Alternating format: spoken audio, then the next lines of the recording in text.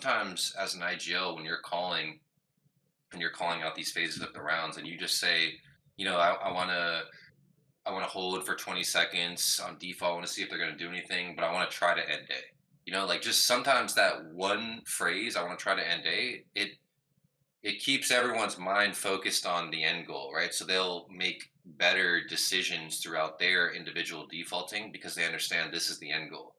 So, because a lot of times, if you don't give someone that end goal, if you don't give your team that end goal, then they're like, you can't expect people to always make the right play every single time, right? Like, even Yeah. at the highest of levels. So, if you give everyone a clear direction of like, okay, but this is what I want to try to go into, then you're going to see better results without throughout your defaults because people understand. Okay, IGL said I want to try to end A.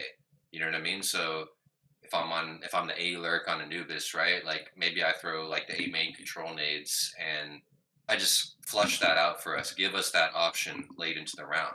And I understand now because he said he wanted to end A. Maybe I don't just go walk into A main and take a 1v1 beginning of the round because we're trying to go there late together.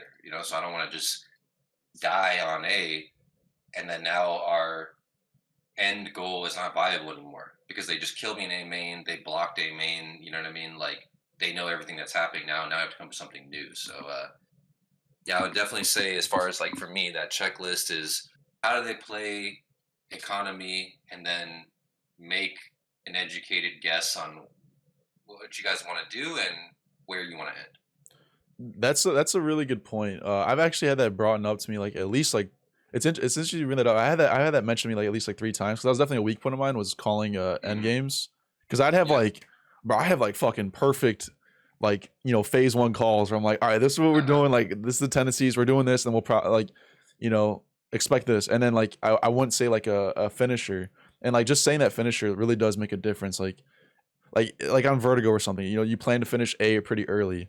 Your B lurk can know like he's like, oh, I could just throw lurk util and start walking towards A. Like it really does change the round because with light end goals being called, like the people across the other side of the map, like certain plays are like really good depending on the end goal, and certain plays are really bad Good. depending on the end goal.